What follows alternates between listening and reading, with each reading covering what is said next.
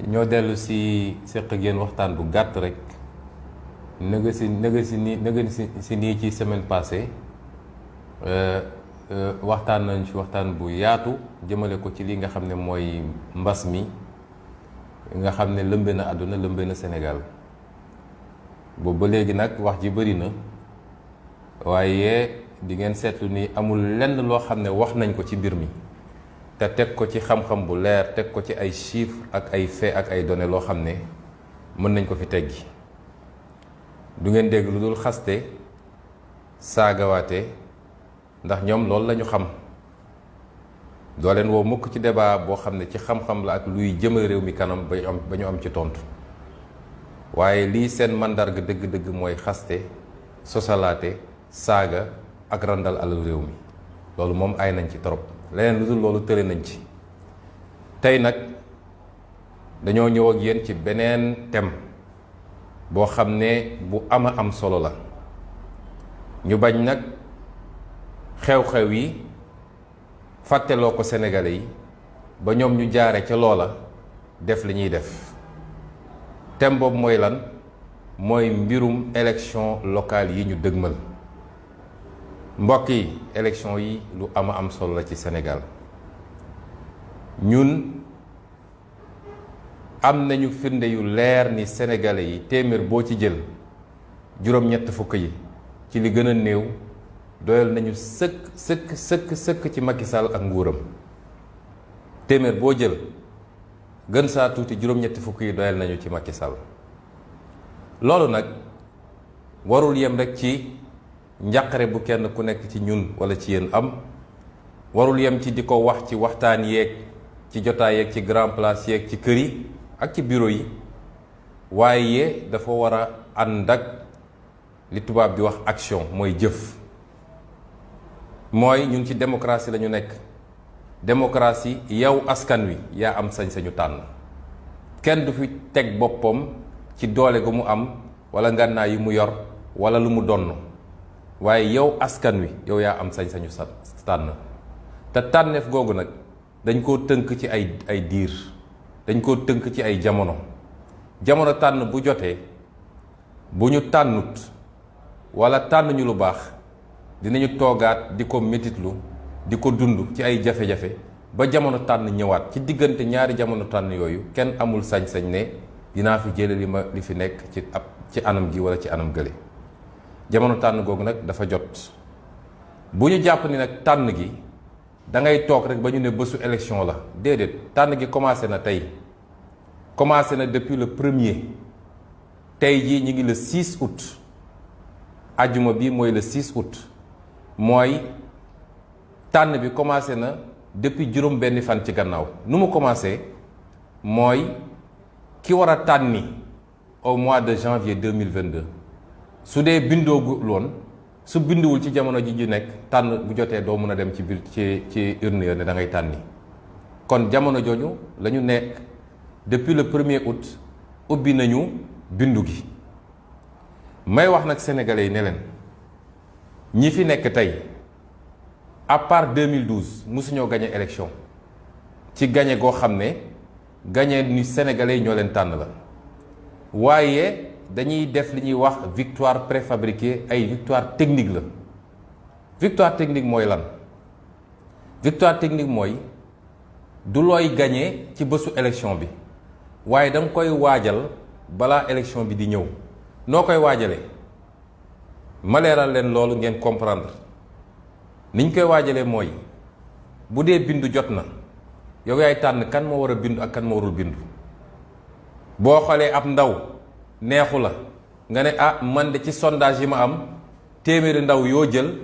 juróom ñetti fukk yi ànduñoo ak man kon ndaw ñooñu waruma bàyyi ñu bindu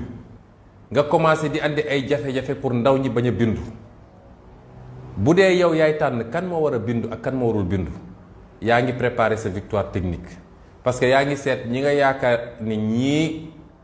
favorable nañ la nga bind leen bu dee yow yaay seet kan ngay su dee distribution carte yi jot na yow yaay seet kañ ngay jox kartam ak kan nga kutul jox yaa ngi préparer sa victoire technique bu dee yow rek yaa am accès ci fichier électoral bi mooy tey opposition bi yëpp boo leen dajalee société civile bi kenn mënul ne fi fichier électoral bi nii la te jamono ji ci gannaaw gis nañ ay rapport yu fi ay experts def wax ni ay problème yu rëy am na ci fichier électoral bi bu dee yow yow rek yaay dessiner li ñuy wax la carte électorale mooy yaay dagg circonscription électorale yi nu mu la neexee bu dee yow rek yaa am contrôle ci ñi nga xam ne ñoo war a organiser élection bi bu dee yow rek yaay xool nooy defee say transfert d'électeurs zone boo xam ne jàpp nga ni zone bi baaxul ci yow nga dem seet fi nga amee ay électeurs yu bëri yu ànd ak yow nga transférer ay électeurs yóbbu leen foofu ak leneen lii lépp bu ko nit dajalee bu la nee élection bi dinaa gagné ci 58% dina gagné ci 58% bu élection bi weesoo bu leen neexee ngeen compté waat di ngeen gis ni 58% la am parce que 58% yi lu ñu calculer woon la ba pare lu ñu préfabriqué la kon victoire technique kenn du ko contesté après élection loolu njuumte la victoire technique da nga koy xeex balaa élection mooy ci jamono ji ñu ne ñu bëgg nag sénégalais yi ngir yàlla rawatina ndaw ñi ngeen am yëg-yëg boobu xam ni changement bi ngeen bëgg ci réew mi jamono jii lay commencé du 2024 de jamono jii lay commencé ndax lan mooy objectif bi mooy Macky Sall ak ñi mu àndal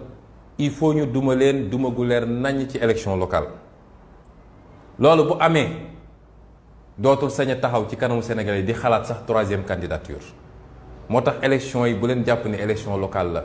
ay anticiper élection présidentielle la ay primaire élection présidentielle la fulla gu ñuy jox élection présidentielle dañ ko jox bu toll noonu wala bu ko raw sax élection locale yi ñaareel bi mooy ñu dem élection législative mu ñàkk assemblée nationale ba nga xam ne opposition mooy téye assemblée nationale am sañ-sañu wote ay loi yu baax ak dindi fi loi yu bon yi ñu fi wote kon kooku du ndaw su ngeen buggee changement am dëgg bu dee li ngeen wax ni sonn ngeen tàyyi ngeen damm ngeen te Macky Sall seen yaakaar tas na ci moom xam leen ni tey lay door mooy na ñëpp dem bindu ci liste yi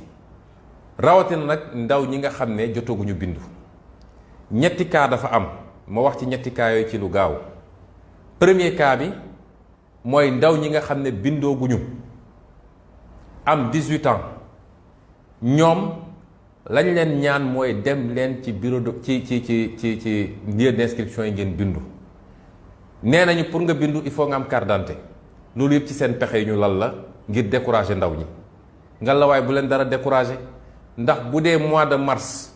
bii ñu ji wees jaral na leen woon ngeen génn risquer seen bakkan risquer seen santé risquer seen intégrité physique waaye li tubaab naan qui peut le plus peut le moins dem rang pour am carte d'identité jóge foofu dem même suñu lay jaabanteloo jaabanteel jóge foofu dem bindu ndax yéen ñëpp yéen a ngi vacances donc dematu leen école am ngeen tuuti jot ñi ci nekk ci ay métiers ñoom mun nañu organiser seen emploi du temps waaye na leen ko jaral parce que seen avenir la defu leen ko ngir Ousmane Sonko defu leen ko ngir Khalifa Sall defu leen ko ngir Karim Wade defu leen ko ngir Massamba ak Mademba da ngeen ko defal seen bopp mu war leen ko jaral bu ngeen demee ba am kayit yooyu ngeen dem ci centre d'inscription bi ngeen bindu ñun nag li ñu mën a wax ak yéen may wax ni bi ñu posé débat bi ci dialogue politique bi ñu nee carte d'identité la ñu soxla et non pas extrait de naissance opposition daf leen ne loolu day poser problème parce que administration bi mënul gaaw ci génne carte d'identité yi administration waa DAF seen informaticien bi li may wax nii ñu nekkoon dialogue politique yépp mën nañ ko seede moom moo ne gone gu déposé demande carte d'identité ci juróomi fan ñu génneel ko carte d'identité moom moo ko wax donc ñun li ñu mënul nangu mooy ñu exclure ay sénégalais ci seen droit constitutionnel ci ñu war a voter ci loo xam ne faute administration la tey techniquement nee nañu administration mun na génne 10 000 cartes d'identité par jour am nañu volume boobu kon suñ ko deful ci tappale la loolu nag duñ ko nangu la ñuy wax foofu mooy na ndaw ñi dem déposer ji dinañ leen jox récépissé boo leen déposer nga pour demande carte d'identité bu ñu toogee ab diir carte d'identité yi génnuñu ndaw ñi nañu jël seen récépissé boobu ak seen extrait de naissance ak seen certificat de résidence dem ci bërëb yi ñuy bindoo ji suñu leen bañee bind nañu bloqué lieu d'inscription yi parce que nag Macky Sall moomul réew mi moom mu ne dinaa bindu saa su ma neexee sama doom dina bindu sama mbokk dina bindu sama militant dina bindu waaye beneen citoyen boo xam ne constitution moo ko ne yow am nga sañ-sañu vote mu ne kooku du vote bukki nag bu yabee waxambaane ci doxin wala la souveraineté et la force n'appartient qu'au peuple yooyu la ñu bëgg a fexe ba intimider peuple moo tax ñuy voter seen loi yu ñàkk fayda yi naan ay terrorisme ak nangam lii man maa ko wax Ousmane Sonko bu dee loolu mooy terrorisme bu ñu bañee un droit constitutionnel boo xam ne constitution moom mi ëpp doole ñépp moo jox sañ-sañu citoyen bu nekk normalement ci démocratie yu mag yépp reversement bi dafa automatique ku am 18 ans rek dañ lay yóbbu ci fichier bi soxloo sax yenn dox yi fii citoyen bi mooy daw pour ñu dugal ko ci fichier bi ñu ne la duñ la ci dugal pour lan bu ñu defee loolu c'est votre droit constitutionnel dem leen fu ñuy bindoo ngeen bloqué ko ba baa ñu leen di bind loolu man maa ko wax te c'est un droit constitutionnel pour chaque citoyen ñaareel bi mooy officier d'état civil yi mairie yi nga xam ne gis ngeen li xew barki démb Thiès ba ñu jël huissier mu constaté loolu gàcce la sax ci maire ñu teg la fi ñu la teg fal la wóolu la di la fay pour nga toog foofu mu bokk ci say attributions citoyen bu soxla certificat de résidence nga génneel ko ngeen nekk ci politique politicienne ba tax ngeen di tëj fi ñu waree mën a ut certificat de résidence te jamono jooju ñu ngi koy jox seeni militant loolu du yoon kon ñoo ngi jël à témoin toute l'opinion ndax loolu gàcce la cim réew citoyen bu toll ci war a wote di mu mel ni dañ ko ne xare Badr la pour nga war mën a wote rek da ngay daw fii da ngay daw fële pour décourager les citoyens na ngeen dem uti ces papiers yi ma leen wax nii te dem massivement fa ñuy inscrire ngeen inscrire ba pare topp mbir mi parce que dinañ ko topp ànd ak yéen ba keroog bi ñuy retirer les pièces les cartes d'électeur bu ko defee wàccoo ngeen ak ñun ñaareel catégorie bi mooy gis nañ ni am na des milliers et des milliers et des milliers de cartes d'électeurs yoo xam ne seeni borom retiré guñ ko woon ñooñu ñu ngi leen di soññ ci ñu dem retiré ko parce que ñu ci bëri mooy ñi nga xam ne ci élection présidentielle 2024 bi 2019 bi dañoo daw seen gannaaw carte ba sonn joxuñu leen ko bi élection bi weesoo lañ koy doog a génne ñooñu nañu xam ni seen carte mi ngi ci commission yi ñu ngi wax ñii naan 400 000 ñii naan ëpp na ko xawma lim gi waaye dem leen ngeen retiré carte yooyu ndax moo leen di jox sañ-sañu ngeen dem am mun a tànn ci élection yi ñuy dëgmal ñetteelu catégorie bi nag mooy gis nañ ni ndaw ñu bëri seetlu nañ ko ci baccalauréat bii bëri nañu ay enseignants yoo xam ne dañ doon corriger waaye li ñu seetlu mooy ndaw ñu bëri dañoo ñëw yor seen carte d'identité waaye ci gannaaw carte d'identité bi dañ fa bind ne peut pas voter yéen a ngi fàttaliku bi problème boobu amee ñu bëri dañu cee interpellé biñ ci gëstoo ba gëstu dañ ñu ne ñi am problème boobu yëpp mooy ñi nga xam ne demuñu woon inscrire ci commission yi waaye dañoo demoon commissariat parce que commissariat carte d'identité kese la mun a joxe mënul joxe carte d'électeur comme yàlla def na yéen yor ngeen déjà carte d'identité bi te yàlla xam ne ni c'est des milliers et des milliers de jeunes yéen itamit dem leen directement fa ñuy bindoo ngeen dem bindu ci loolu mooy liñ leen di soññ parce que ñu ngi ci tournant boo xam ne tournant bu am solo la wax ji nag baax na contester baax na xeex bu jotee baax na waaye li ëpp solo mooy jamono bu changement jotee nga am sañ-sañu am mën a changer te doo ci xeex doo ci dóorante doo ci xuloo nga fexe ba teew fa sa kàddu bokk ci kàddu gor yi nga xam ne ñooy soppi réew mi loolu la ñuy soññ Sénégalais yi jiital ci ndaw ñi trop parce que ñoo ëpp ci ñi war a bindu téeméer boo jël ci ñi war a bindu nu mu tuuti ci juróom-ñaar fukk yi wala juróom-benn fukk yi ay ndaw lañu donc ñoom ñoo ci ëpp fuuf bu leen dara décourager parce que lii ñuy def nii yëpp pour décourager leen parce que xam nañ ñi àndu leen ak ñoom bu leen dara décourager na leen ko jaral parce que c'est votre avenir qui est en jeu parce que élection yi ñu dëgmal mooy annoncer le changement définitif et la chute du régime que vous connaissez. buñ ko seetaanee nag mooy li ma wax ni ñun ñëpp benn question rek la ñu war a laajte mooy est-ce que bëgg nañ fi jëlee Macky Sall 2024 wala est-ce que bëgg nañ ko bàyyiwaat mu toogaat fi yeneen ñaari mandat parce que loolu mooy ay mbébétam. loolu nag tey lay commencé ci élection locale yi ñu dëgmal ñu ngi leen di ñaan ngeen farlu ci bu ngeen ko defee nag la ca des bàyyi leen ñu ko ndax xam nañ yéen ñëpp bëgg ngeen opposition bu am doole yéen ñëpp bëgg ngeen nit ñi daje ñu leen di wax ni bu soobee yàlla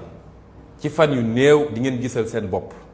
xam naa ne su ma ko waxee nii nag am na ñoo xam ne tey duñu nelaw waaye bu soobee yàlla la ñu war a def pour dajale espoiru sénégalais yépp am doole gi ñu war a am te doole gi yéen ñu koy jox